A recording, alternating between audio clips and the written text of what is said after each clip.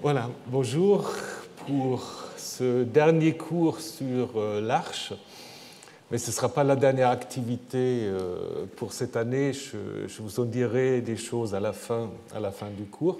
Et évidemment, on fera d'autres choses l'année prochaine. Donc aujourd'hui, de nouveau, nous aurons 90 minutes, donc 1h30, pour que je puisse terminer comment l'Arche arrive à Kiryat Yearim, pour que je puisse aussi vous raconter ce qu'on a découvert sur ce site lors des fouilles l'année dernière et finalement pourquoi David, selon le récit biblique, aurait transféré l'Arche à Jérusalem. Voilà, c'est le programme pour la prochaine heure et demie. J'espère que vous êtes tous installés. Je vois des gens errer. C'est difficile 1h30, donc trouver un endroit. Voilà. Bien. Alors donc, si vous vous souvenez, la semaine dernière, nous avons vu que les Philistins avaient en effet demandé aux spécialistes religieux comment faire pour renvoyer l'arche. Et les prêtres et devins leur avaient dit qu'il faudrait faire des représentations des mots avec lesquels les Philistins étaient frappés et vous donnerez au Dieu la gloire. Donc, kavod, kavet, donner la gloire au Dieu. C'est presque comme, il parle ici comme des monothéistes. Et ensuite, on a au verset 6 cet ajout qui fait de nouveau.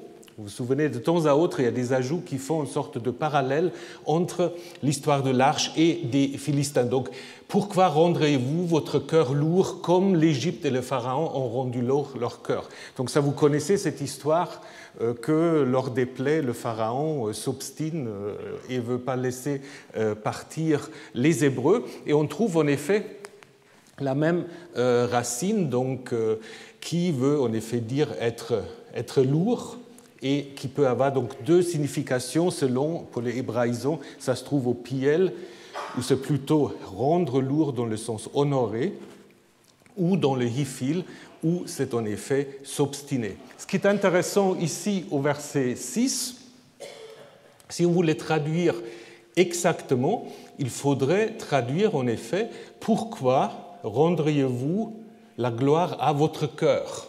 Ce qui est un peu curieux.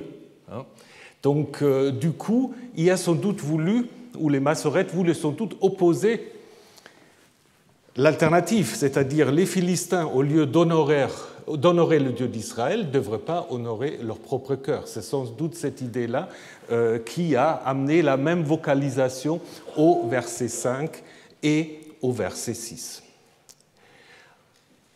Les chariots, je ne sais pas si vous vous souvenez, les chariots, nous les avons vus lors de notre cours sur les Philistins, donc on les voit très fréquemment en lien avec les Philistins, comme sur ces représentations égyptiennes que vous avez ici.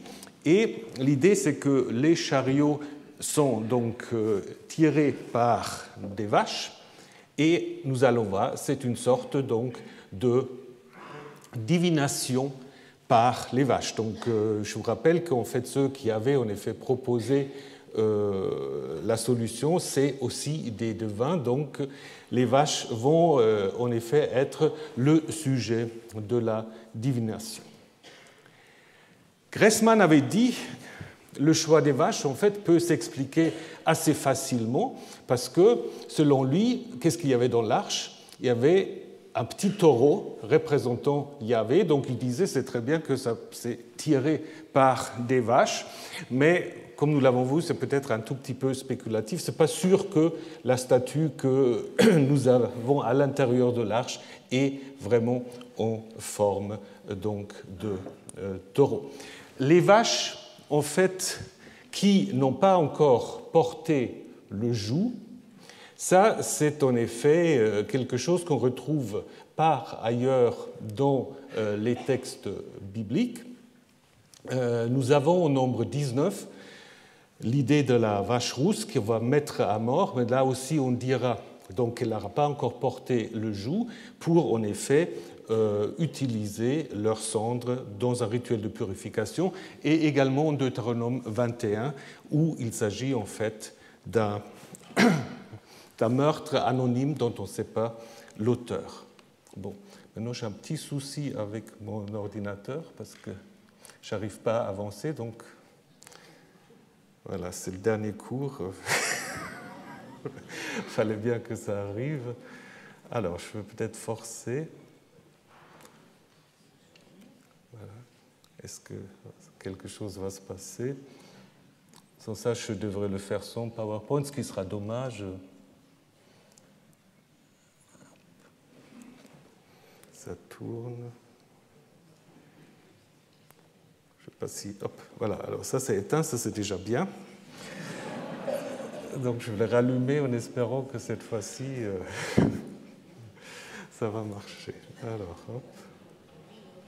Oui, ça se rallume. Alors, donc, pourquoi est-ce qu'on prend les vaches? L'idée, c'est que c'est des vaches qui sont séparées de leurs petits. Donc, c'est des vaches qui allaitent, donc les vaches qui, en fait, ont donc des petits auxquels, évidemment, ils sont attachés. Alors, qu'est-ce que c'est? Oh, c'est déjà bien, c'est déjà très bien. Voilà, donc l'idée, c'est que le chariot est son conducteur, et donc les vaches qui, normalement, devraient plutôt tendance à revenir vers leurs petits. Hein. Donc l'idée, évidemment, c'est si malgré tout, ils vont dans une autre direction, hein, c'est en effet que c'est une volonté divine qui se trouve derrière. Pour les hébraïsants, je vous dis encore, il y a quelque chose d'un peu curieux, c'est que les vaches trouvent au verset 7, au verset 12, des attributs masculins dans les formes verbales ou dans les suffixes.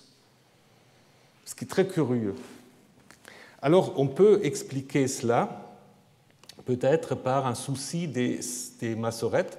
Le souci, il vient d'où? Il vient du fait, en fait, que selon le Lévitique, on ne peut sacrifier des animaux mâles. Et là, on a des vaches. Donc, du coup, ils ont essayé de résoudre le problème comme ils pouvaient en mettant aux vaches quelques suffixes masculins. Ça, c'est peut-être une explication, si on ne veut pas dire qu'il s'agit simplement d'une erreur, mais qui revient deux fois, donc c'est quand même un tout petit peu bizarre. Donc, les objets des Philistins doivent être mis dans un argas. Un argas, on ne sait pas très bien ce que c'est un hapax, donc le mot n'est utilisé que ici. Hein. C'est un récipient sous quelle forme, c'est très difficile. Parfois, on pense qu'on peut le mettre en rapport avec un terme arabe qui désigne une sorte de sacoche dans laquelle on met des pierres pour tenir une tente et qu'on faisait porter par des chameaux. C'est sans doute un récipient dans lequel on mettait des offrandes pour l'arche. Parce que si, en effet, l'arche, comme nous l'avons dit, est une manière de représenter la présence de Yahvé, il est normal aussi qu'il faut qu'elle soit équipée, en fait, pour recevoir des offrandes pour Yahvé. On peut en effet faire allusion à ce texte du livre de Josué, où en effet, lors d'un vol, je ne sais pas si vous connaissez l'histoire, Akan en Josué 7 va voler le butin, et apparemment ce butin, comme on peut le lire ici, était d'abord porté devant l'arche, ou posé devant l'arche. Et après, évidemment, ça va être restitué, donc on peut en effet imaginer que quelque chose de comparable est ici dans la tête des auteurs. Donc, à la fin, on dit encore une fois, vous verrez, si elle monte sur le chemin de son territoire en direction de Beth-Shemesh, c'est lui, donc Yahvé ou l'arche, qui nous a fait tout ce grand malheur. Sinon, nous saurons que ce n'est pas sa main qui nous a frappés et que c'est par hasard. donc soit l'un ou l'autre, donc on voit le caractère divinatoire. Donc l'arche va arriver à Beth Shemesh, ce qui est une mention logique parce que Beth Shemesh, j'y viendrai tout de suite, c'est la ville frontière jouxtant le territoire philistin d'Écron. L'arche arrive donc maintenant à Beth Shemesh.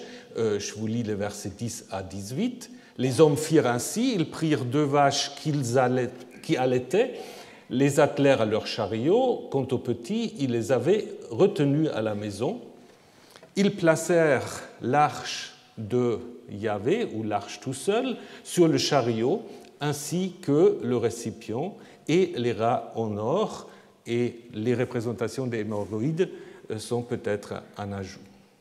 Les vaches allèrent tout droit sur le chemin en direction de Beth Shemesh. Sur un seul sentier, elles allèrent en meuglant, elles ne s'écartaient ni à droite ni à gauche, les gouverneurs des Philistins les suivant jusqu'à la frontière de Beth Shemesh. Et ceux de Beth Shemesh étaient en train de moissonner les blés dans la vallée. Ils levèrent les yeux et virent l'arche, et ils se réjouirent de la voir. Quant au chariot, il était arrivé au champ de Josué, un habitant de Beth Shemesh, et il s'y arrêta. Il y avait là une grande pierre. Ils fendirent le bois du chariot. Quant aux vaches, ils les faisaient monter en holocauste pour Yahvé.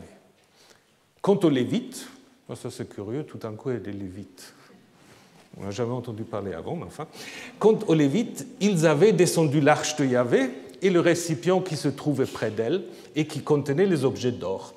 Ils la placèrent sur la grande pierre, et les hommes de Beth Shemesh faisaient monter des holocaustes. Ils immolèrent des sacrifices en ce jour pour Yahvé. Quant aux 5 gouverneurs des Philistins, ils avaient regardé et retournèrent à Écron ces mêmes jours. Et celles-ci sont les hémorroïdes d'or, c'est curieux, que les Philistins retournèrent comme offrande d'expiation pour Yahvé, pour Ashdod une, pour Gaza une, pour Ashkelon une, pour Gath une et pour Écron une. Donc 5.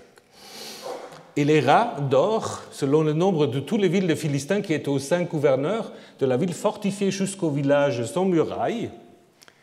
Et là, il y a des différences de nouveau à traduire, mais je pense qu'il faut traduire et la grande pierre sur laquelle on avait établi l'arche de Yahvé est témoin, donc témoin est la grande pierre sur laquelle on avait établi l'arche de Yahvé jusqu'à ce jour dans le champ de Josué, habitant de Beth Shemesh.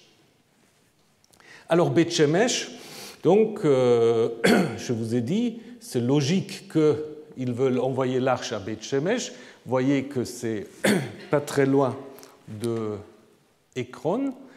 Et Beth Shemesh donc se trouve dans la vallée d'un petit fleuve qui se jette dans la mer, donc entre Tel Aviv et Ashdod. C'est une ville assez stratégique dans les montagnes. Son nom signifie la maison de Shamash. Shamash, dieu solaire. D'autres noms peut-être pour la même ville, c'est Ein Shemesh. D'ailleurs, il y a encore un village arabe qui s'appelle ainsi, qui veut dire la source de Shamash. Mais donc apparemment un lieu qui, à l'origine, est dédié en fait au dieu solaire Shamash ou Shamshu à Ougarit. Donc cette ville, elle est occupée déjà dès la fin du 3e millénaire avant notre ère. Donc ça, c'est la ville moderne qui se développe de manière assez importante. Et là, vous avez en fait le tel du Beth Shemesh ancien. Si vous allez en train de Tel Aviv à Jérusalem, vous allez vous arrêter à Beth Shemesh. Donc cette ville a été détruite à la fin du XIIIe siècle, et on pense souvent que de nouveau c'est en lien avec l'occupation philistine dans la suite. Il y a de nouvelles phases de destruction par les Israélites, c'est possible parce qu'après on trouve en fait dans les fortifications des murs à casemate, donc des doubles murs, comme on les trouve aussi à Hatzor et à Gézer. Et ce qui est surtout intéressant pour cette ville, alors je ne sais pas si ça a à voir avec notre histoire, c'est qu'on a surtout trouvé dans cette ville une sorte de nécropole. Une grande nécropole entre le 8e et 6e siècle, donc toute une série de tombeaux à bancs où on mettait en fait les défunts, et quand ils étaient décompensés, on rangeait les os, puis on mettait quelqu'un d'autre, ce qui vous explique l'explication, ou disons le terme biblique ou l'expression biblique, être rassemblé à ses pairs. C'est tout à fait concret. On vous rassemble à vos pairs, donc on vous met vraiment avec eux, donc, puis parfois les os peuvent même se mélanger. Alors, est-ce que le fait que voilà, des gens vont mourir ici à Beth Shemesh, est-ce que ça a à voir avec la connaissance de cette nécropole? Difficile à savoir, mais c'est en effet, on cherche encore l'explication pour le fait que ça a été installé ici. On a trouvé aussi à Beth Shemesh une empreinte d'un sceau qui mentionne un dénommé Eliakim, qui est le serviteur de Jehoiakim ou Joachim, qui est l'avant-dernier roi de Juda, donc qui en fait rend la ville en 597. Et ce qui est très très intéressant, vous allez le voir, c'est que ce même nom va apparaître dans notre texte au moment où les choses vont mal se passer, si on prend en fait le texte de la Septante. C'est une ville qui apparemment a été disputée entre Juda et les Philistins. Dans certains textes, elle est revendiquée comme étant une ville de Juda, en Josué 21 même comme une ville des Lévites. Alors peut-être ça explique aussi pourquoi on parle des Lévites tout un coup. Après, dans le livre des Chroniques, on dit que les Philistins de nouveau avaient annexé Beth Shemesh. Donc apparemment, c'est une ville, comme souvent les villes frontières ou les territoires frontières, qui passe facilement d'un côté et de l'autre. Donc c'est une ville disputée. Alors ce que l'auteur de 1 Samuel 6 veut dire, c'est que Beth Shemesh appartient en effet au territoire d'Israël, parce que les gouverneurs des Philistins n'y mettent pas les pieds. Ils s'arrêtent à la frontière, donc ils n'y entrent pas. Mais en même temps, on va montrer en fait que ce n'est pas un lieu adéquat pour l'arche. Parce que l'arche doit continuer jusqu'à Kiryat Yearim. Donc, le meuglement des vaches, on a déjà parlé, c'est qu'ils vont, malgré leur désir de retourner vers le petit, tout droit vers Beth Shemesh, et donc la divination a trouvé en effet sa réponse. C'est bien Yahvé qui agit via l'arche. Pour les rabbins, les vaches n'ont pas meuglé, ils ont chanté des louanges, le cantique de Moïse, disent-ils. C'est possible quand on vocalise un peu autrement la racine. Mais bon, peu importe. Donc maintenant, l'arche va en effet arriver donc, chez les habitants de Beth Shemesh, comme l'a représenté aussi Gustave Doré. Maintenant, donc, la perspective va changer. Donc, le narrateur va nous expliquer ce qui se passe du côté des habitants de Beth Shemesh, qui sont en train de moissonner. Donc, on est mai-juin, dans une période donc, plutôt agréable. Et la réaction que va provoquer l'arche, elle est mêlée de joie et de crainte. Donc, l'arche va s'arrêter au champ de Josué. Alors, ce n'est évidemment pas le Josué de l'histoire de la conquête, on ne sait pas en effet qui c'est. On peut aussi se poser la question, est-ce que le nom a été simplement inventé à cause de la signification théologique de la racine, donc Yasha, sauvé, Yahvé sauve, donc dans le chant qui dit que Yahvé sauve, et le fait que la tradition n'est pas très stable se montre aussi dans la différence qui existe entre le texte hébreu et le texte grec, parce que dans la Septante, selon le Codex Vaticanus, en fait, le nom, ce n'est pas Josué, c'est Osée. Et Osée, ben, c'est le prophète, mais c'est aussi le dernier roi du royaume d'Israël. Gardez ça en tête, c'est intéressant. Donc il y a une certaine fluctuation dans la traduction. Sur son terrain, il va y avoir une pierre sacrée, qui sert d'abord d'autel et ensuite d'emplacement provisoire de l'arche. Donc je vous ai déjà parlé du sacrifice des vaches qui contredisent ce qu'on dit dans le Lévitique, ce qui peut montrer que le texte est probablement plus ancien que le Lévitique.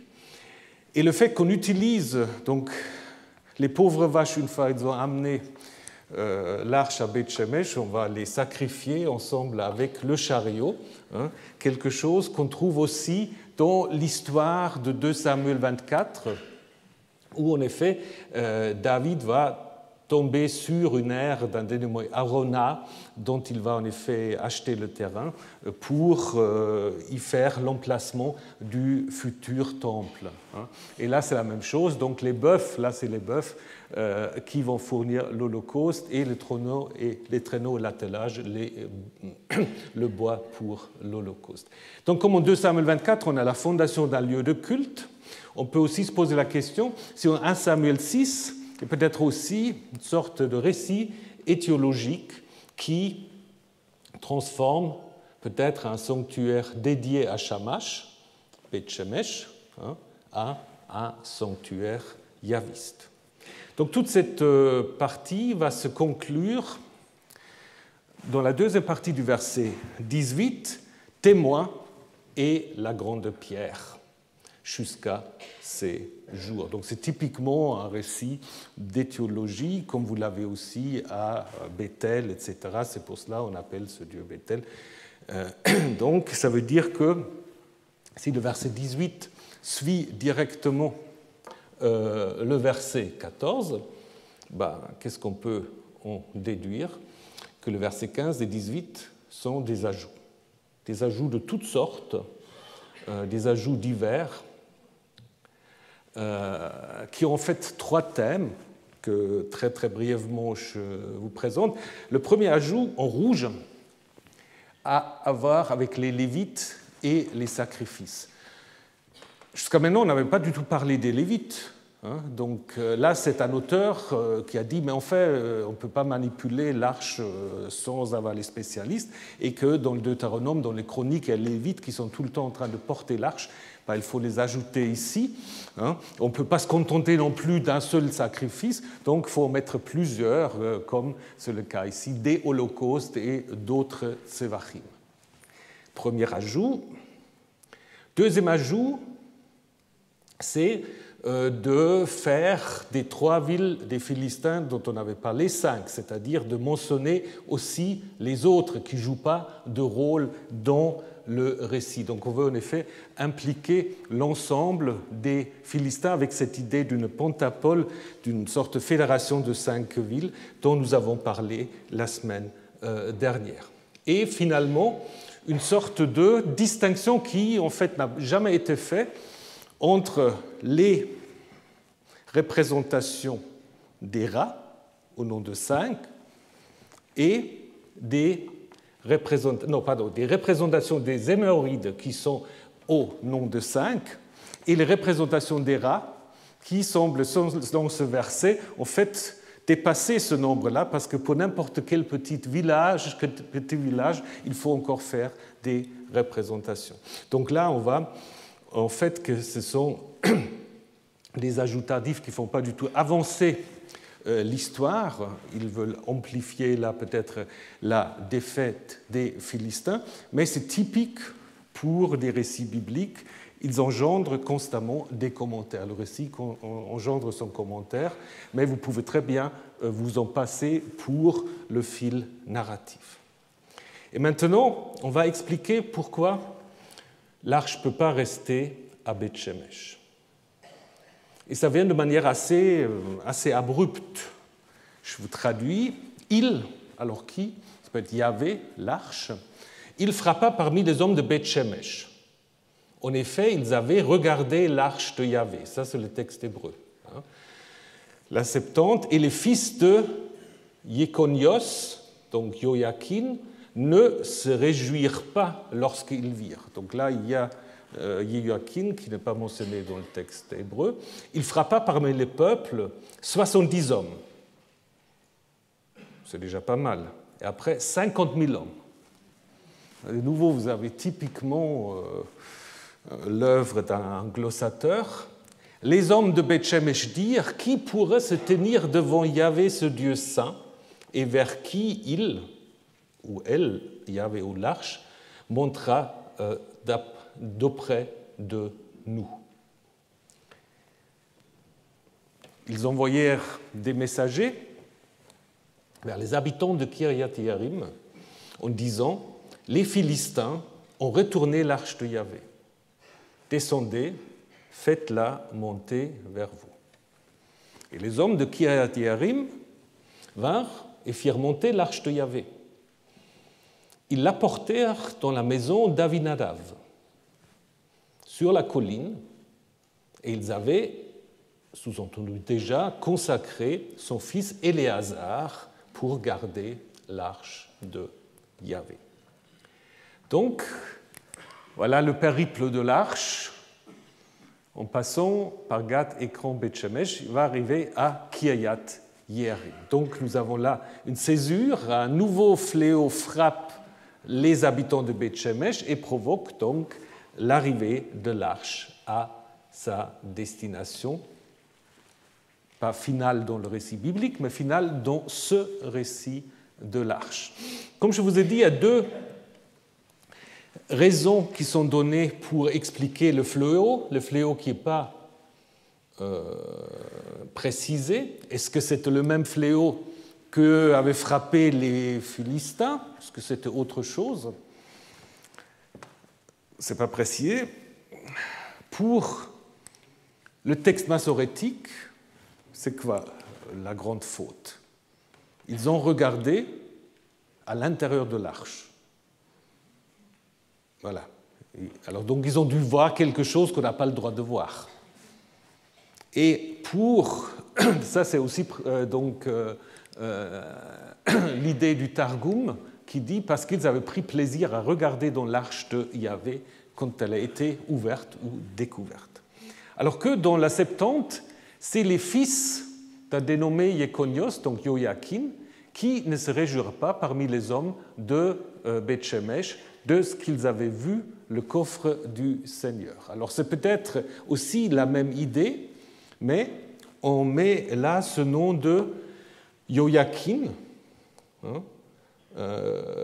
qui rappelle en effet le dernier roi, l'avant-dernier roi de Juda. Et c'est quand même très curieux parce qu'au verset 14, nous avons vu en fait que dans la Septante, il est déjà question de Osée. Donc comme si on peut avoir l'impression qu'on voulait mettre l'histoire de l'arche à Beth Shemesh enfin avec les royaumes d'Israël et de Juda. Est-ce que dans la Septante, c'est quelqu'un qui évidemment connaît la disparition d'Israël et de Juda?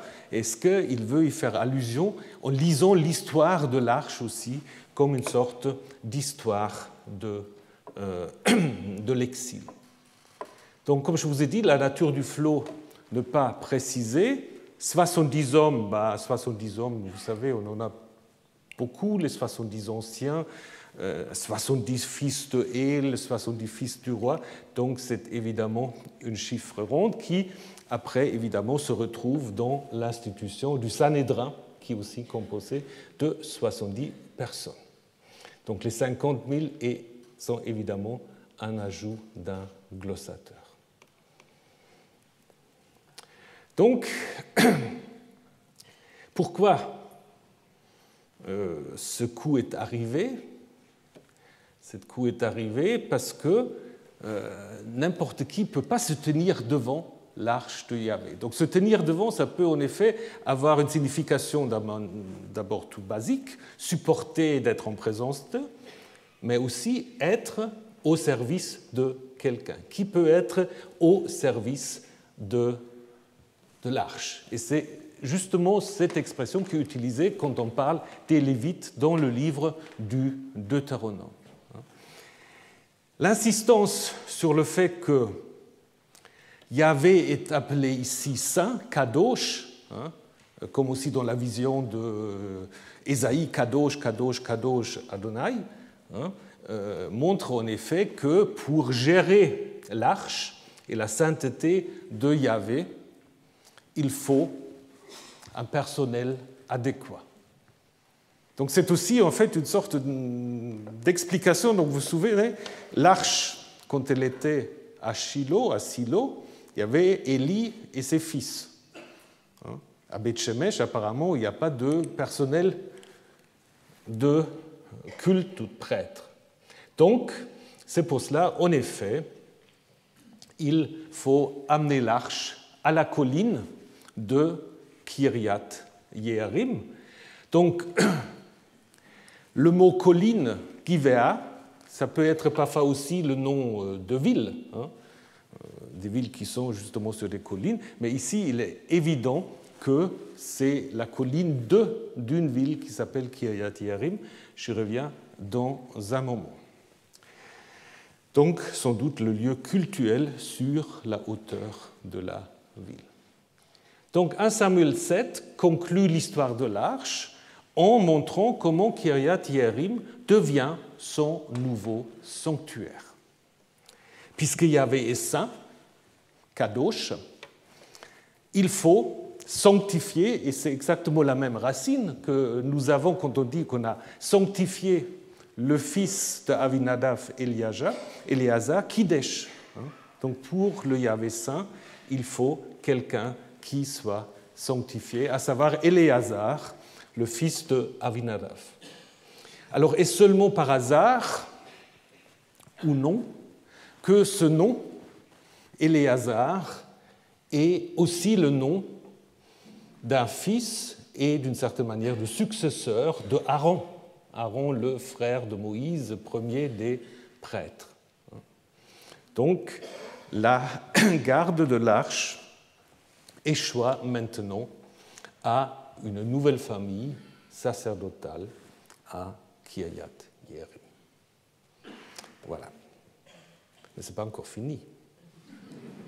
D'abord, il faut nous intéresser un peu à Kiryat Yearim. C'est un endroit assez intéressant et ça pourrait avoir été, sur le plan historique, en effet, un sanctuaire concurrent de celui de Jérusalem. Vous savez, la Bible, elle est très sélective. Et parfois, on découvre, sur le plan archéologique, des sites qui ne sont pas ou peu mentionnés dans la Bible. Nous avons à 7-8 km au sud de Jérusalem un site qui s'appelle Ramat Rachel, qui a été fouillé surtout par Oded Lipschitz. Grand centre administratif depuis l'époque perse depuis l'époque assyrienne jusqu'à l'époque perse. Et la Bible n'en parle pas. Probablement pour ne pas mettre de l'ombre sur Jérusalem. Peut-être ici, c'est quelque chose de similaire. Alors, Kiryat Yearim, la ville des forêts, qui aujourd'hui en arabe s'appelle Der Elazar. Et Elazar, ça rappelle quand même un peu Éléazar, non ? Qui était le prêtre en service. Donc peut-être le nom arabe, évidemment qu'on traduit autrement, mais peut-être le nom arabe, il a peut-être gardé quand même encore le souvenir de ce Éléazar. C'est à proximité immédiate de Abu Ghosh, connu surtout pour ce restaurant de houmous aujourd'hui, mais qui appartenait à des clans palestiniens. Abu Ghosh, donc, selon on lit l'histoire, certains disent un bandit, d'autres disent un grand, comment dire, un grand notable, peu importe. Il avait un autre nom arabe, Qaryat al-Inab, donc la ville des raisins. Et là, dans ce nom-là, on vous conserve le Kiryat, dans le Qaryat. Donc là, vous avez le Kiryat, et là, vous avez Éléazar, d'une certaine manière.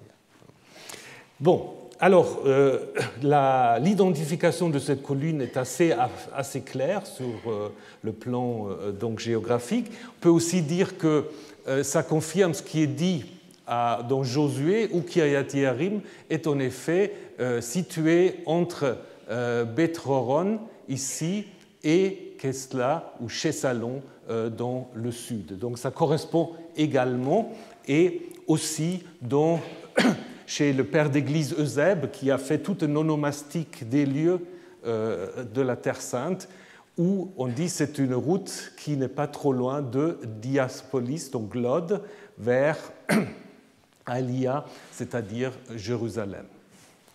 L'identification donc pose pas de problème. Parce que vous savez, à certains lieux, on n'est pas tout à fait sûr. Là, on peut être assez sûr. Le site aujourd'hui abrite une église de Notre-Dame de l'Arche de l'Alliance, et qui, en fait, héberge aussi un couvent des sœurs de Saint-Joseph de l'Apparition. Donc l'histoire de cette église, elle se lit aussi un peu comme un roman. Je ne peux pas vous donner tout le roman, mais juste quelques éléments. Elle est l'œuvre d'une dame qui vient des Pyrénées, Marie-Jeanne Rumeb, devenue sœur Joséphine. Et cette sœur Joséphine, donc, elle séjourne en Palestine et va jouer un rôle important lors de la construction de cette basilique, puisque ça commence en fait avec le fait qu'ils sont toujours là aujourd'hui. Les bénédictins, en 1999, reçoivent en fait la permission de s'installer à côté d'une église des Croisés. Si vous allez une fois en Israël, donc vous allez à Abu Ghosh, il y a une magnifique église des Croisés où maintenant se trouve le couvent donc, des bénédictins. La mère supérieure de Saint-Joseph de la Sainte Apparition, qui apparemment ont des liens privilégiés avec les bénédictins, le monde des couvents et des ordres est complexe, donc elle va rendre visite donc, aux bénédictins, elle va découvrir ce lieu de Kiryat-Yearim qui surplombe le site, et elle va charger sœur Joséphine de acheter le terrain sur la colline. Elle était aussi en rapport, et ça c'est intéressant, avec le père Lagrange de l'école biblique de Jérusalem, qui avait déjà eu l'impression qu'il y a peut-être des choses. Il n'avait pas encore fait des fouilles systématiques, mais du coup aussi, le consul allemand avait eu vent de l'histoire. Ça fait monter les prix, évidemment, et donc elle était censée l'acheter pour 5 000 francs, et je crois qu'elle a dû dépenser plus que 20 000 francs, ce qui a provoqué quelques mécontentements de la mère supérieure. Mais voilà comment en fait se présentait le site donc, de Kiryat-Yearim, évidemment sans l'église, en 1904, à peu près à l'époque où ces événements se présentent. Alors, après, c'est comme à Qumran, c'est toujours pareil. On dirait que c'est presque un motif littéraire, mais en même temps, apparemment, ça correspond à une réalité. C'est de nouveau un paysan qui va s'occuper des oliviers et, dans la charrue, va heurter un mosaïque, justement sur le site de Kiryat-Yearim. Malheureusement, cette partie du terrain n'a pas été achetée par sœur Joséphine, qui du coup, de nouveau, va dépenser pas mal d'argent. Après, elle va dire que c'est un miracle. Donc, c'est un miracle pour qu'elle a réussi à obtenir tout cet argent, toujours avec un certain mécontentement de la mère supérieure.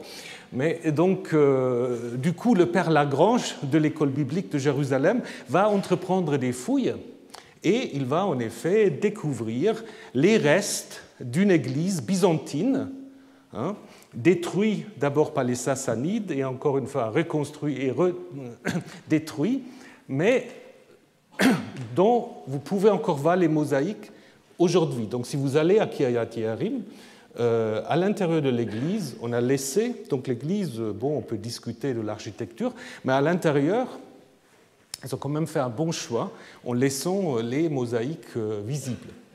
Et donc évidemment, on peut aussi se poser la question sur quoi l'ancienne église byzantine a été construite. Ce n'est pas par hasard qu'on l'a construit là-bas.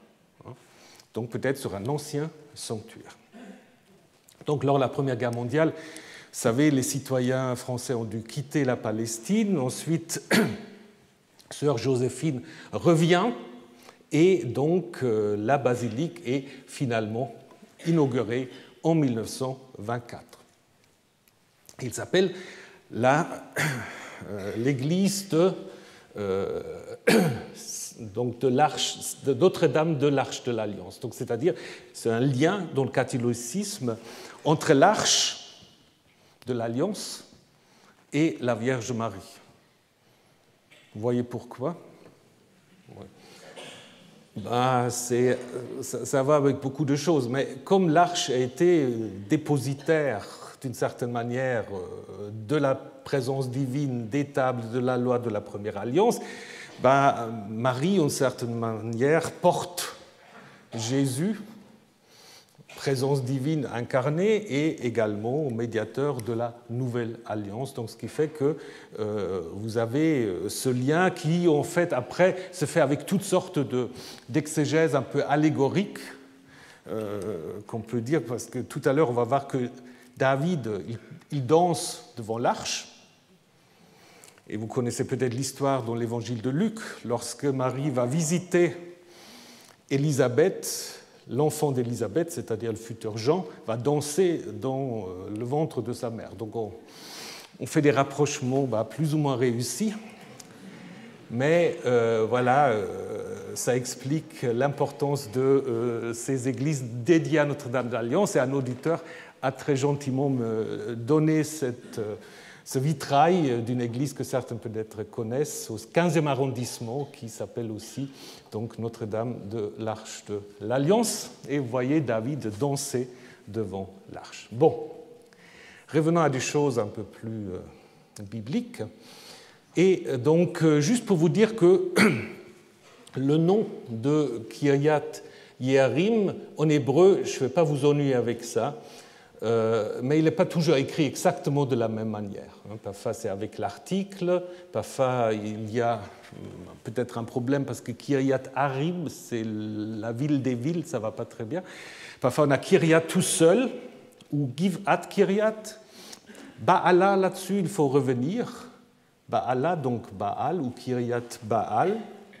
On a encore aussi les champs de Yahar, donc on a Yeharim, des forêts, dans un psaume. Et puis, ce qui complique encore évidemment les choses, c'est que les textes grecs ont souvent des noms encore un peu plus différents. Donc, ce sera typiquement un sujet de thèse. Il faut expliquer ces différents noms. Certains vont dire aussi que c'est des thèses dont personne n'a besoin, mais ce serait quand même intéressant de savoir un tout petit peu comment expliquer les différences. Je pense qu'on a peut-être quand même besoin. Alors, dans la Bible, cette ville apparaît dans beaucoup de contextes. Je vais vous les énumérer, mais un peu plus rapidement. D'abord, ça c'est intéressant, en Josué 15, vous avez une liste des villes du nord de Juda, où Kiryat Yearim apparaît. Ensuite, vous avez en Josué 18 deux éléments différents. Vous avez une liste des frontières entre Juda et Benjamin, et Kiryat Baral, identifié à Kiryat Yearim, est en effet situé ici, sur la frontière entre Juda et Benjamin. Après, dans une autre liste du même chapitre, Kiryat Yearim, par contre, est identifié comme une ville faisant partie de la Nachala, du patrimoine benjaminites. Donc il y a apparemment des hésitations si Kiryat Yearim fait partie de Benjamin et de Juda. Après, la ville apparaît dans les textes Néhémie et Esdras qui contiennent une liste des revenus de l'exil, des gens qui étaient déportés à Babylone et qui reviennent. Et on va le mentionner ensemble avec Képhira et Béthoron. Donc 3 endroits qui sont assez proches.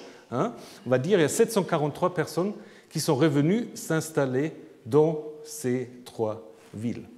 Et donc ça montre en effet l'importance de Kiryat Yearim à l'époque perse et hellénistique. Je ne vais pas vous donner tout parce que je vais le mettre sur le site, mais je vais vous parler d'un texte narratif qui peut être intéressant, c'est en Jérémie 26.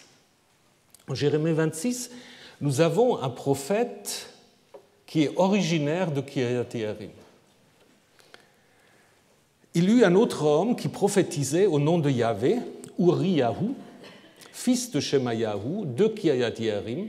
Il proféra contre cette ville et contre ce pays des oracles semblables à ceux de Jérémie. Ça, c'est très intéressant, parce que ça se trouve en fait au chapitre 26, et le chapitre 26 raconte encore une fois comment Jérémie a annoncé la destruction du temple et a eu un certain nombre quand même de problèmes avec surtout les prêtres.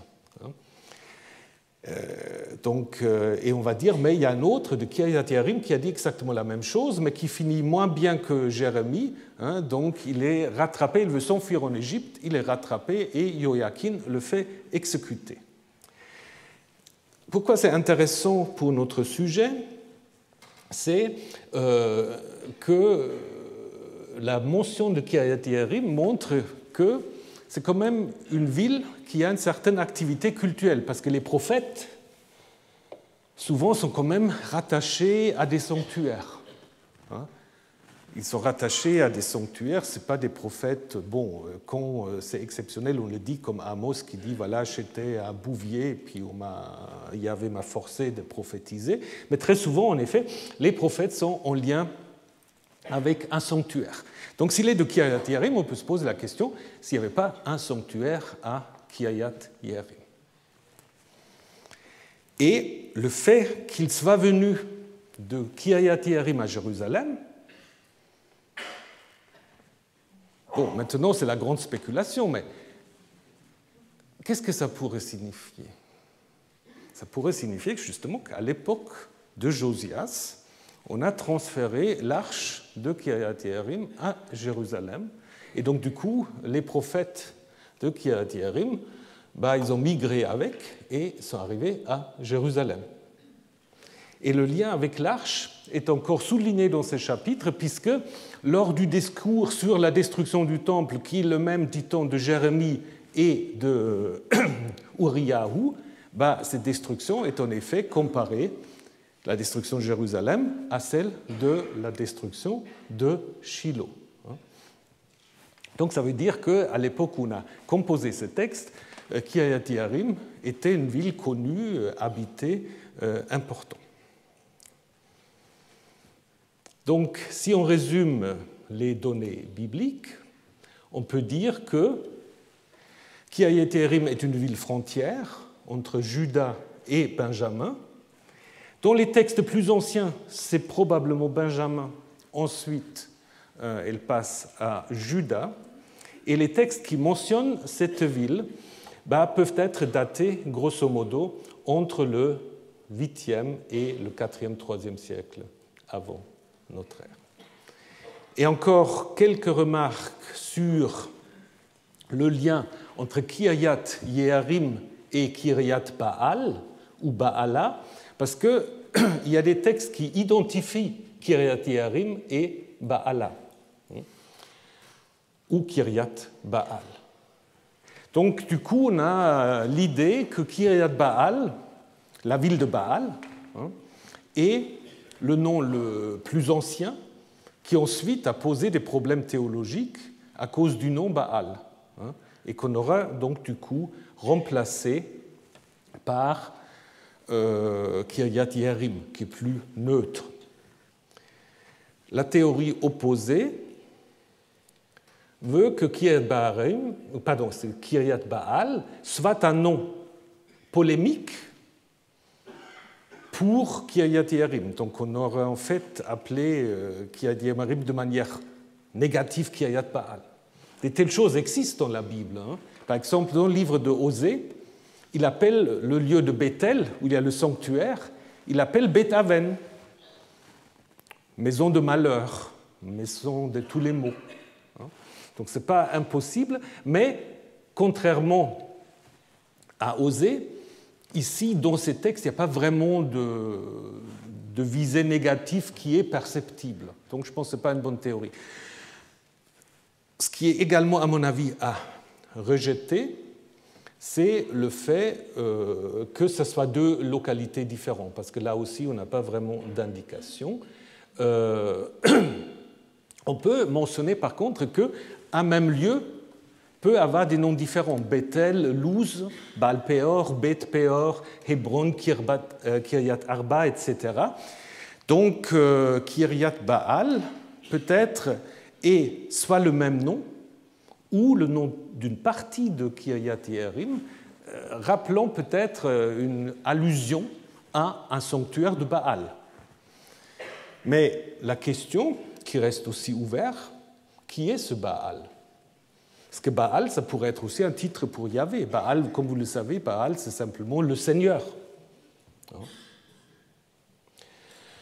Donc, je pense la solution la plus simple, c'est de comprendre Kiryat Baal ou Givat Yearim comme une allusion à la colline, et on voit que, par exemple, en 1 Chronique 13, David monte à Baala. Donc on monte à Baala. En Josué 18, on a la colline de Kiryat. Et donc il faut en effet imaginer probablement cette alternance avec l'idée que Kiryat Baal ou Baala, c'est en fait ça, la colline de Kiryat Yearim. Et Kiryat Yearim, en fait, est l'ensemble du site. Donc Kiryat Baal ou Givat Yearim est le sommet. Et dans le sommet, évidemment, souvent, il y a des sanctuaires et autre chose. Donc, pour tester un peu tout ça, il y a eu des fouilles donc, qui ont été faites l'année dernière en collaboration avec l'Université Tel Aviv et le Collège de France. Auparavant, il y avait très peu de fouilles parce que, à la fois, c'est un terrain occupé par des sœurs, sous protectorat français, donc la situation assez compliquée. Donc il n'y a pas eu beaucoup de choses, il y a eu des sondages, on a ramassé un peu la poterie pour voir ce qu'il y a, et puis il y a eu une fouille préventive, une fouille de sauvetage, lorsque les sœurs ont agrandi en fait leur couvent, ça c'est obligatoire en Israël, et donc on a fait des fouilles de sauvetage, et puis ce que tous les fouilles ou tous les sondages, en fait, bon je ne vais pas aller dans le détail, mais ce que tout le monde en fait peut voir, c'est que c'est un lieu très important au premier millénaire, donc à l'époque des récits bibliques. Maintenant, ce qui est intéressant, si vous prenez la vue aérienne, donc si vous survolez Kiryat Yearim avec des drones ou autres moyens, vous voyez que c'est une sorte de plateforme qui pourrait être en effet une construction humaine. Donc il n'y a pas une plateforme naturelle, plutôt une plateforme humaine qui évoque d'ailleurs quelques sites, j'y reviendrai, du royaume du Nord. Donc l'idée c'était de voir si là où il y a l'église, où il y avait l'église byzantine, s'il y avait déjà une sorte d'enceinte administrative ou religieux qui a en effet ensuite inspiré des générations suivantes de s'y installer. Bon, c'est comme avec l'esplanade du temple, vous ne pouvez pas creuser sous l'église. Je pense que les sœurs ne l'auraient pas permis, on n'a pas osé même demander. Donc on a creusé autour, donc avec 3 aréas, ici au nord et au sud, donc pour tester un peu l'idée d'un mur qui pourrait entourer l'enceinte, et ici l'area C, plutôt un peu à l'extérieur, pour voir si on peut avoir une sorte de stratigraphie. Les couches, c'est important pour les textes, mais c'est aussi important pour l'archéologue. Donc, comme je vous ai dit, on a trouvé beaucoup de poteries in situ et hors situ. Et la poterie, évidemment, est importante parce que ça permet déjà un tout petit peu à dater les phases d'occupation. Et donc, la plupart des poteries viennent du 8e au 6e siècle, à peu près. Donc, on est vraiment à l'époque de l'histoire de la monarchie. On a trouvé des petites choses, comme cette empreinte qui est typique pour les rois judéennes, et d'autres figurines, comme par exemple ce cavalier qui date plutôt du 6e, 5e siècle. Mais la découverte la plus importante, c'était celle d'un grand mur d'une largeur quand même de 3 mètres, et qui, à certains endroits, en effet, est construit directement sur la roche-mère, c'est-à-dire il n'y a pas de niveau en dessous. Ce mur est assez important, donc elle se poursuit probablement entre l'area A et l'area B, et donc d'une profondeur assez importante. Le problème, évidemment, c'est que ces murs n'est pas préservé comme on voudrait, parce que le mur, il était reconstruit, on a utilisé les anciennes pierres à l'époque hellénistique, etc. Donc ça rend les choses un peu complexes. Pour l'area C, par contre, là on a pu trouver assez facilement 4 niveaux d'occupation, tous de l'époque de fer, qui pourraient indiquer, mais c'est peut-être un peu trop tôt encore pour le dire, une sorte d'activité commerciale de style tannerie ou établissement de teinture, peut-être. On a trouvé un poignard aussi. C'est là où on a trouvé ces petits objets que je vous ai montrés tout à l'heure. Quelques ostracas, mais qui sont très, très effacés, donc qui sont encore en analyse. On espère qu'il y a quelque chose qui est dessus. Mais comme je vous ai dit, là, on est clair qu'on a là des niveaux du fer, disons du premier millénaire. Maintenant, pour le mur, c'est très compliqué. Et je ne vais pas vous ennuyer avec des cours maintenant de chimie et de physique. Quand vous voyez ça, ça ne vous dit peut-être pas grand-chose, moi non plus. Donc ça s'appelle Optical Stimulated Luminescence Dating. Donc ça, en effet, on peut, avec une méthode, donc il faut creuser sur le terrain, et on peut en effet tester pendant combien de temps des minéraux ont été exposés au soleil, donc par l'analyse d'une sorte de rayonnement ionisant. Et puis, bon, évidemment, ce n'est pas très précis, mais ça permet quand même, si vous voulez, de distinguer quelques grandes époques.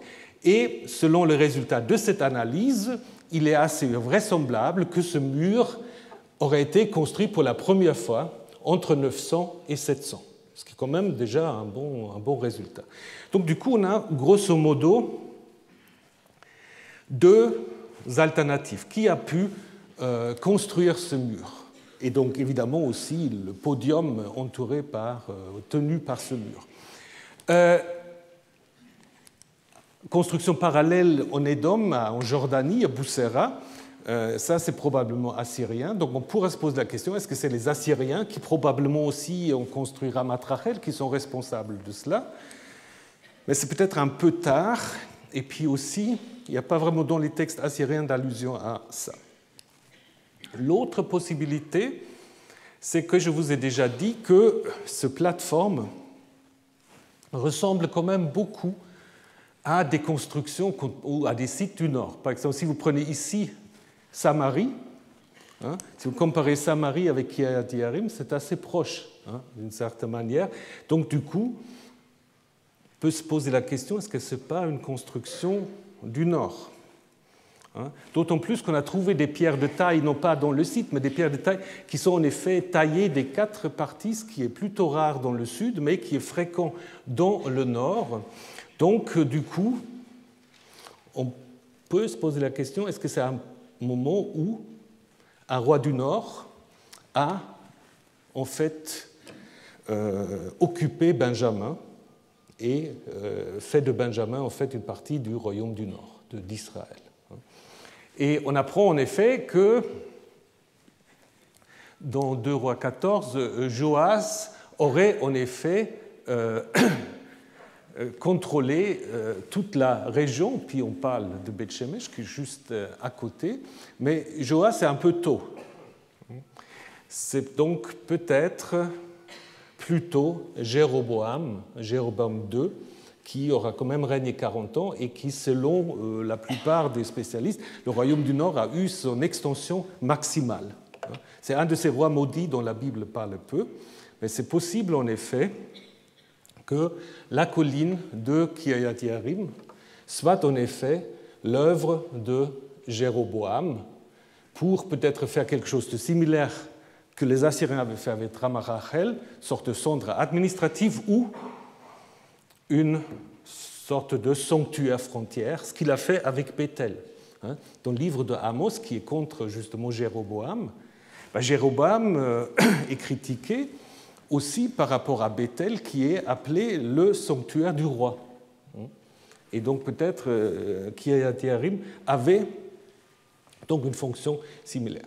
Alors la thèse que certains ont trouvée de nouveau très spéculative, et c'est vrai, c'est spéculatif, il faut la tester, c'est que l'histoire primitive de l'Arche, qu'on a analysée jusqu'à maintenant, que, en fait, aurait été écrite par des scribes de Jéroboam pour légitimer l'installation de l'Arche à Kiryat Yearim et pour même, d'une certaine manière, la construction de Kiryat Yearim. Mais évidemment, je vous dis, ça reste assez spéculatif.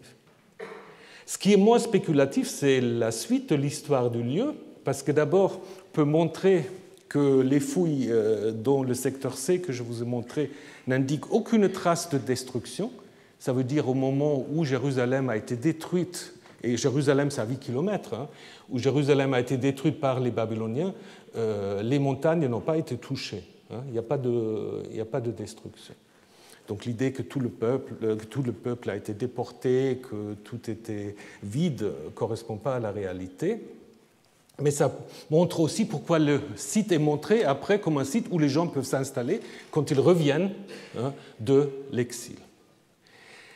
Il y a au niveau des murs des traces très clairement de reconstruction à l'époque hellénistique, peut-être sous les Séleucides, parce que dans le livre de Maccabée, on mentionne les travaux d'un général séleucide, Bakidès, avec également aussi des mentions de remparts. Donc, ça pourrait aller. Et après, c'est très clair, il y a à l'intérieur de l'église, que je vous ai montré, des inscriptions romaines qui montrent que c'était en fait un camp romain et on fait allusion à la présence de la 10e légion à cet endroit.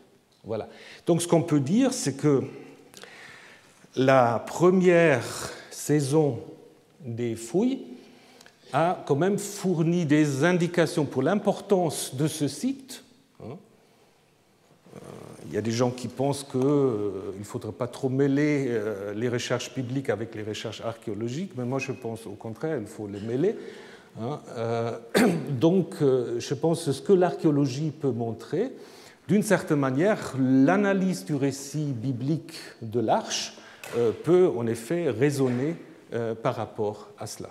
Donc ce n'est pas du tout dans le sens d'un concordisme, bien au-delà, vous avez compris la démarche, donc ce n'est pas du tout pour dire que ce qui se passait dans l'histoire de l'Arche, c'est des événements historiques, mais plutôt de trouver un contexte socio-historique pour expliquer pourquoi on raconte des choses de cette manière-là. Et donc, du coup, ça veut dire aussi que le transport de l'arche à Jérusalem n'a rien à voir avec ce contexte-là, et qui ne fait pas partie de l'histoire ancienne de l'arche, mais est en effet un ajout peut-être, de nouveau à tester, un ajout de l'époque du roi Josias. Pourquoi je vous dis ça? Parce que je vous ai déjà évoqué cette hypothèse que c'est peut-être pas David sur le plan historique qui a fait déplacer l'arche à Jérusalem, mais que c'est quelque chose qui s'est plutôt passé à l'époque du roi Josias. Cet ajout est déjà préparé par le verset 2 qu'on a rajouté à 7.1. Donc 7.1, nous l'avons vu tout à l'heure, 1 Samuel 7.1, c'est la fin, la conclusion originelle de l'histoire de l'arche, avec la consécration d'Éléazar. Et puis après, on a, depuis le jour où, de l'installation de l'arche, où l'arche a habité à Kiryat-Yearim, il s'était écoulé des jours, 20 ans, lorsque toute la maison d'Israël se mit à gémir après Yahvé. Pourquoi se met à gémir? C'est un verbe rare. On peut imaginer que ça a été choisi pour introduire toutes sortes de contextes d'oppression militaire, de conflits militaires pour lesquels en fait, on aura besoin de l'arche, donc pour aussi préparer les différents lieux que je vous ai montrés à la deuxième leçon, où on mentionne l'arche, mais où on peut montrer en effet que ce sont des lieux, disons des versets ajoutés après coup. Donc le récit de 2 Samuel 6 fait un certain aboutissement de cette nouvelle série de mentions de l'arche, mais qui va continuer jusqu'à 1 Roi 8, jusqu'à l'installation de l'arche dans le temple par Salomon. Donc ce récit a 3 parties qui ne sont pas tout à fait identiques. D'abord, c'est un récit sur la dangerosité de l'arche, je vais vous le traduire tout de suite. Ensuite, une sorte de procession avec le David dansant devant l'arche, et finalement, une sorte de critique de la femme de David, Michal, qui, en critiquant leur mari, va être frappée de stérilité. Les 3 parties sont reliées entre eux parce qu'au verset 5, on mentionne déjà la musique, au 16, déjà le mécontentement de Michal, mais qui certainement n'a rien à voir avec l'histoire de l'arche, qui est plutôt liée à l'histoire de l'ascension de David, dont je vous ai parlé aussi brièvement. Alors, les premières 2 parties sont contrastées. Dans la première partie, l'arche est un objet très dangereux, alors que ensuite c'est un objet liturgique. David, dans la première partie, réagit de manière au moins ambiguë, alors que dans la deuxième, il est présenté de manière très positive. Donc, est-ce que les 2 parties ont été reliées dès le début ou est-ce qu'ils ont des contextes différents? Alors, on a une petite musique de fond. Alors, je vais vous lire les versets 1 à 12. David rassembla encore toute la troupe d'élite en Israël, 30 000, 70 à même 70 000. David se leva à Allah ainsi que toute la troupe qui était avec lui à Baala, donc maintenant on sait ce qui est Kiryat-Yearim, appartenant à Juda, pour faire monter de là l'arche de Dieu sur laquelle est invoqué le nom de Yahvé Tsevaot qui siège sur les chérubins. Je vous ai déjà parlé de ce nom. Ils transportèrent l'arche de Dieu ou de Yahvé sur un chariot neuf et l'emportaient de la maison d'Avinadav qui se trouve sur la colline. Uza et Ahio, les fils d'Avinadav, conduisaient le chariot. Ils l'emportèrent de la maison d'Avinadav qui se trouve sur la colline avec l'arche de Dieu, et Ahio marchait devant l'arche. Quant à David et toute la maison d'Israël se réjouirent devant Yahvé de toute leur force avec des instruments, sous-entendus de bois de cyprès, avec des chants, des lyres, des harpes, des tambourins, des sistres et des cymbales. Donc il y a tout un orchestre. Il vint à l'ère de Nachon. Uzia étendit la main vers l'arche de Dieu, il la saisit. En effet, les bœufs avaient glissé.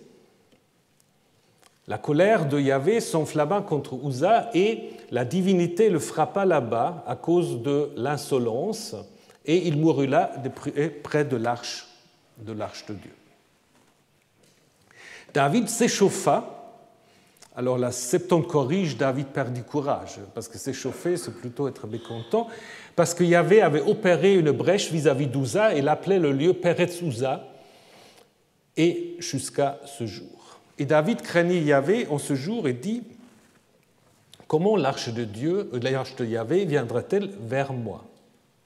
Et David ne voulait pas transférer vers l'eau l'arche de Yahvé vers la ville de David. Il la détourna dans la maison d'Obed-Édom, le Gittite ou le Gatite, celui de la ville de Gath.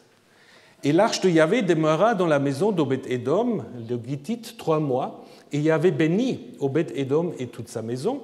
On informa le roi, Yahvé a béni la maison d'Obed-Édom et tout ce qui est à lui à cause de l'arche de Dieu. Et David partit et fit monter l'arche de Dieu de la maison d'Obed-Édom dans la ville de David, dans la joie. Donc, David rassemble encore toute la troupe d'élite. Encore, c'est un peu curieux dans ce récit, on ne sait pas très bien à quoi ça fait allusion, peut-être à un certain nombre des victoires de David relatées au chapitre précédent. Les 30 000, on a déjà vu, c'est en effet un chiffre conventionnel, et c'est surtout la reprise de 1 Samuel 4. Souvenez, en 1 Samuel 4, il y avait 30 000 qui auraient été frappés, tués par les Philistins, et là maintenant David revient en fait avec 30 000 pour chercher l'arche. Donc, ça montre que l'auteur de 2 Samuel 6, évidemment, il connaît l'ancienne histoire de l'arche, qu'il a peut-être aussi révisée, restructurée, et donc, d'une certaine manière, maintenant, pour faire une sorte de miroir, David revient avec les 30 000. Le fait qu'on insiste sur Kiryat Yearim qui est en Juda, ça peut très bien aussi s'expliquer dans le contexte de Josias, parce que très probablement, le roi Josias a réussi à récupérer en fait le territoire de Benjamin et donc l'a incorporé dans le royaume de Juda. Maintenant, ce qu'on constate, que ce n'est pas les mêmes noms. Donc le chariot neuf, évidemment, ça fait allusion au même chariot que le Philistin avait aussi, ça doit être neuf, ça ne doit pas être contaminé. La maison d'Abinadab rappelle 1 Samuel 7.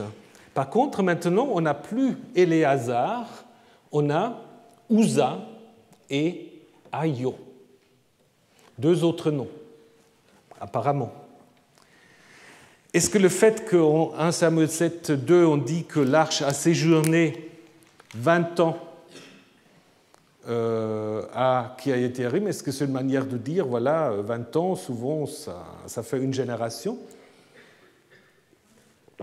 Donc, est-ce que, du coup, c'est la génération suivante, ou est-ce que, comme certains ont dit, Uzza pourrait être un autre nom pour Éléazar?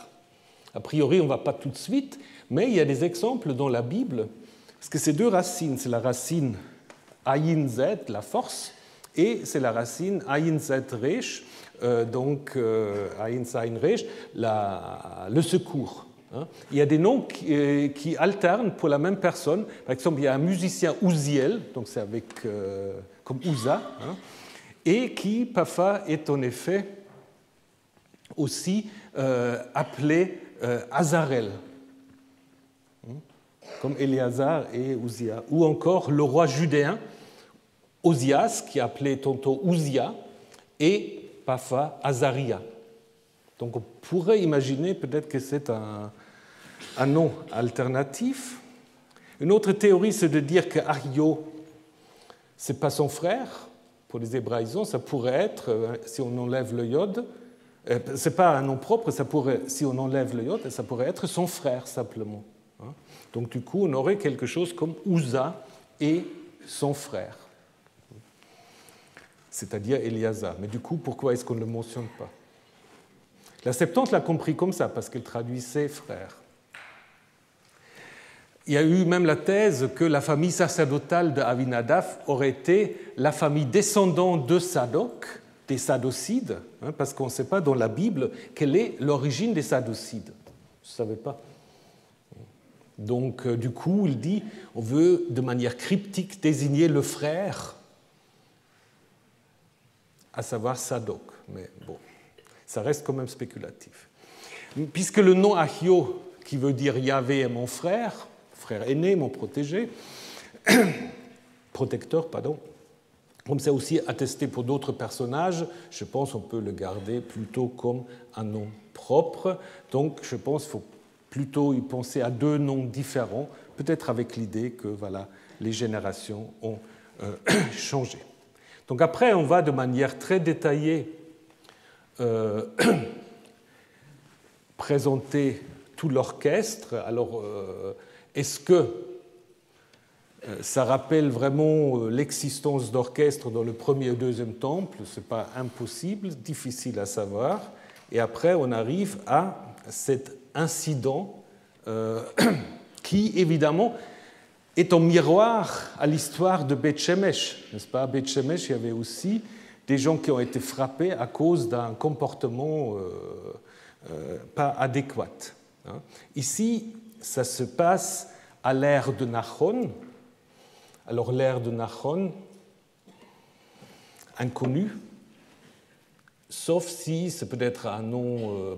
on a voulu l'identifier avec cette ère où David a trouvé le temple, mais c'est probablement un nom inventé avec la racine Nacha, frappé, parce qu'après il y avait frappé, donc on ne savait pas où c'est, donc on l'a mis à l'ère du coup, à l'ère de la frappe. Donc c'est probablement un nom symbolique. Le pauvre Uza qui veut simplement empêcher l'arche de tomber, il meurt. Pas de chance. C'est un peu la même chose ce qui arrive aux deux fils de Aaron, Nadav et Abihu, qui pensent de bien faire en offrant un sacrifice, mais qui n'est pas tout à fait un sacrifice dans les règles. Ils sont également frappés de mort. Donc ça veut dire qu'il ne faut pas approcher Yahvé n'importe comment. Donc du coup, Yahvé s'échauffe, Chara, c'est la même racine que la colère de Yahvé, donc Yahvé est en colère et ça provoque la colère aussi de David. Donc c'est pour ça que je vous ai dit, David ici est un peu ambigu, et de nouveau on va trouver une étiologie, Peretz Uza, la brèche de Uza. De nouveau le lieu est inconnu. Si un tel lieu existe, on pourra expliquer pourquoi un des prêtres s'appelle Uza. Parce qu'il fallait expliquer ce nom de Peretz Uza, donc on va inventer un dénommé Uza qui va mourir là, et donc on peut expliquer le nom du lieu. C'est peut-être l'explication la plus simple. Parfois, il faut faire simple, même si on peut faire compliqué. Et puis, ce qui est intéressant aussi, c'est que Peretz, vous l'avez dans le chapitre précédent où David, en fait, va battre les Philistins à Baal-Peretzim. Et ce qui est très intéressant, mais ça on n'a pas le temps maintenant, c'est que les Philistins abandonnent là leurs idoles et David les prie. C'est presque une contre-histoire à l'histoire de l'Arche. Parce qu'en 1 Samuel 4, c'est les Philistins qui battent les Israélites et qui prennent leurs idoles, c'est-à-dire l'Arche de Yahvé. Et puis, juste avant ce chapitre, David fait la même chose. C'est peut-être quand même aussi une résonance avec 1 Samuel 4. Ce n'est pas impossible. Mais bon, on n'a pas le temps malheureusement maintenant de parler de cela. Disons simplement encore que l'arche est chez Obed-Édom. Ça, c'est aussi très intéressant. D'abord, petite analyse diachronique. Verset 9 en rouge, si vous le regardez. Maintenant, après ces quelques séances, vous voyez tout de suite qu'il s'agit d'une insertion. Parce que vous pouvez passer très bien du 8 au 10, et puis c'est une certaine manière, correction de David. Là, David se met en colère au verset 8. Là, il faut dire, ah non, il ne se met pas en colère, il craignait le Seigneur, ce qui est autre chose. Alors, ce qui est intéressant, c'est aussi le fait que l'arche, maintenant, va se trouver dans la maison d'un Obed-Édom qui est caractérisé de Gathite, d'origine de Gath, une des villes des Philistins mentionnées où l'arche était entreposée, où l'arche avait fait des misères. David lui-même va séjourner à Gath, puis après on a encore un autre Gathite, Itaï. Donc il y a un lien apparemment assez fort, mais ici, je pense de nouveau, c'est un peu une sorte de clin d'œil ironique à la première histoire de l'arche, n'est-ce pas? Parce que maintenant, l'arche va rester aussi chez quelqu'un de Gath, mais avec justement le résultat contraire, c'est-à-dire elle va y apporter la bénédiction. Et ce Gathite va s'appeler Obed-Édom, ce qui est assez curieux aussi, Obed-Édom. Certains ont dit Édom ici, il faut le comprendre comme le nom d'une divinité, Oudoum, qui est deux fois attestée comme la femme du dieu Réphesh, du dieu de la peste, mais c'est quand même des attestations un peu pauvres. Donc je pense qu'il faut plutôt penser comme Knauf que Obed-Édom est une sorte de forme brève de Obed, Kaus, Kos, El Édom, donc serviteur de Kaus, qui est le dieu de Édom. Donc ça fait long, du coup ça devient Obed-Édom. Donc vous savez, ça c'est une tendance universelle de raccourcir les noms. Mais ça présuppose le royaume d'Édom, qui n'existe pas avant le 8e siècle, ce qui permet déjà de dater notre texte. Ça présuppose sans doute aussi des liens entre des cités philistines du sud et Édom. Et là, nous sommes au 7e, 6e siècle, qui va très bien si ce texte a été composé à l'époque de Josias. Après, on a naturalisé ce Obed-Édom, on a fait un lévite, un chanteur ou un portier dans le livre des Chroniques, parce que c'était sans doute considéré comme gênant qu'un Philistin peut accueillir l'arche, encore une fois, et être en effet, du coup, bénéficiaire de toutes sortes de bénédictions.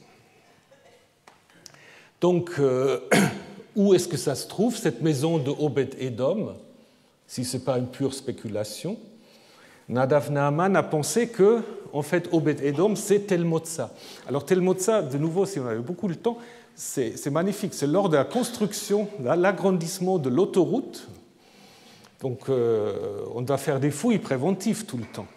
Et on a trouvé un magnifique temple du 9e, 8e siècle, qui est vraiment à côté de Kiryat-Yearim. Donc, l'autoroute qui passe à côté de Kiryat-Yearim, vous sortez. Maintenant, le site est de nouveau couvert. Mais bon, il y a des photos, etc. Il y a quelques négociations si on peut l'ouvrir ou non, mais évidemment, il y a les intérêts économiques capitalistes et la science, et souvent ça ne va pas très bien ensemble. Mais c'est en effet un site magnifique. On a trouvé des choses, des figurines, toutes sortes de choses. Donc, je ne comprends pas pourquoi on a pu construire cette autoroute, mais bon. Et comme c'est à côté de Kiryat-Yearim, Nadav Naaman pense en effet que ça pouvait être la maison de Obed-Édom. C'est vrai que c'est un site occupé durant l'âge de fer, mais il n'y a pas vraiment de lien linguistique entre Obed-Édom et Motza, alors que dans Josué 18, il y a en effet Motza. Donc c'est difficile, cette identification. Est-ce que c'est une identification voulue? C'est difficile. Les textes, surtout, insistent sur le bienfait, comme s'il y a une sorte de charme de fécondité de l'arche, comme le dit Kako, et de Robert, qui va convaincre finalement David de chercher l'arche, donc il va la chercher avec des chants, la musique, des sacrifices, il va bénir le peuple. Maintenant, c'est David qui va jouer le rôle sacerdotal, un peu comme Salomon. Lorsqu'il inaugure le temple, c'est un peu la même chose. Donc, ils vont en effet se comporter de la même manière. Il y a donc les sacrifices et la bénédiction. Donc, on ne parle plus des prêtres, c'est David qui va tout faire. Et après, il y a encore cette histoire de la danse de David devant l'arche qui va en effet introduire l'histoire de Michal. Donc cette danse elle est très compliquée. La seule chose qu'on peut dire, c'est qu'il fait un peu allusion ou reprend une histoire où Saül fait la même chose, où Saül aussi tombe en extase. Hein, en 1 Samuel 19, l'esprit de Dieu s'empare de Saül, il tombe en extase, il se dénude et reste ainsi toute la journée. Voilà pourquoi on dit Saül est-il aussi parmi les prophètes. Donc c'est sans doute un signe d'extase, de légitimation. Et David, il porte que l'éphod, donc symbole des prêtres, donc peut-être aussi on veut le rapprocher de la médiation sacerdotale. Donc que les prêtres soient nus, c'est assez courant dans le Proche-Orient ancien, c'est seulement après les textes du milieu sacerdotal qui commencent en fait à exiger que les prêtres portent des sortes de caleçons pour qu'on ne voit pas leurs organes génitaux lorsqu'ils montent les escaliers, etc. Mais c'est exactement ça après ce que Michal va reprocher à David, en lui disant que voilà, il s'est dénudé devant des serviteurs et des servantes surtout. Et donc c'est une histoire qui se termine avec la note que Michal, la fille de Saül, n'eut pas d'enfant jusqu'au jour de sa mort. Et qu'est-ce qu'on veut faire avec cela? C'est la séparation définitive entre la lignée de Saül et la lignée de David. Si Saül aura eu des enfants via Michal, il y aura eu toujours un lien entre la maison de Saül et la maison de David. Mais là, on va dire que justement, Michal, la femme qui vient donc de la famille de Saül, reste stérile, et donc le lien entre Saül et David est donc définitivement rompu. Donc, résumons ce cours en 6 points et un 7e après. Alors, le premier, c'est que la tradition la plus ancienne sur l'arche se trouve dans ce récit primitif qui se trouve dans les chapitres 4, 5, 6 et le verset 1 du chapitre 7 du premier livre de Samuel. L'arche est un sanctuaire transportable, surtout utilisé dans des conflits militaires. À l'intérieur, une représentation de Yahvé en forme de pierre, en forme de statuette, difficile de savoir. La première version de l'arche a été rédigée par des scribes de Jéroboam II, qui a fait du site de Kiriath-Yearim un sanctuaire pour l'arche après la destruction, non pas de Jérusalem, non, ça j'étais fatigué, après la destruction de Shiloh, bien sûr. Kiriath-Yearim fait alors partie de Benjamin et du royaume du Nord. Sur le plan historique, ce n'est pas David, mais Josias qui a fait venir l'arche à Jérusalem, maintenant oui c'est Jérusalem, dans le cadre de la centralisation du culte. Et ce sont les scribes de Josias qui ont rédigé le récit du transfert de l'arche à Jérusalem en 2 Samuel 6 et qui ont également révisé l'ancien récit de l'arche. Après la destruction du temple, ça nous l'avons déjà vu, l'arche disparaît. Elle disparaît, mais elle laisse la place ouverte, du coup, à beaucoup de spéculations sur ce qu'elle est devenue. Nous avons vu les récits éthiopiens, nous avons vu que peut-être Jérémie l'aura cachée quelque part. Donc il y a beaucoup de choses. Et une des dernières choses que vous connaissez peut-être, si ça marche. Voilà, ça c'est Indiana Jones. Indiana Jones, où on va aussi ouvrir l'arche, et ça va se passer aussi mal que pour les gens de Beth Shemesh et que pour Uza. Donc d'abord, il va rien... Bon, connaissez l'histoire, moi je vais vous raconter l'histoire. Les méchants nazis là, qui ont capturé l'arche. Et donc, mais ce qui est intéressant après, quand vous regardez, c'est que d'abord, là, ce faux prêtre, là, il va ouvrir l'arche. Vous allez voir, au début, il ne se passe rien. Il est déçu parce que il ne va rien y trouver à l'origine, mais attention.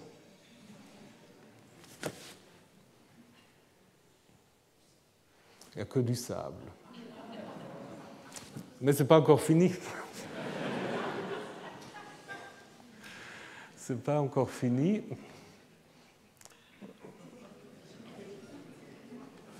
L'arche, elle va agir sous peu.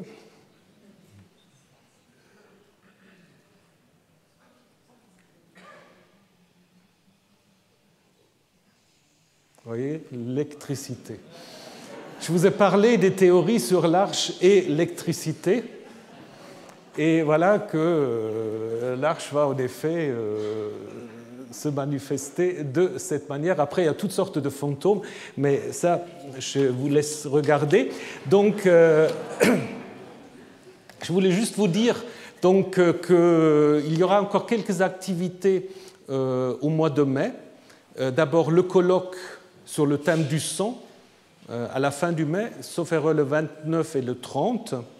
Et il y a aussi une conférence le 16 mai, à mercredi, à 11h, sur les fondements, ça vous connaissez peut-être pas encore, les fondements métallurgiques du yavisme israélite. Donc il y avait un dieu de métallurgie. Voilà, ça nous vient de Beersheva, d'un monsieur Nissim Amzalak.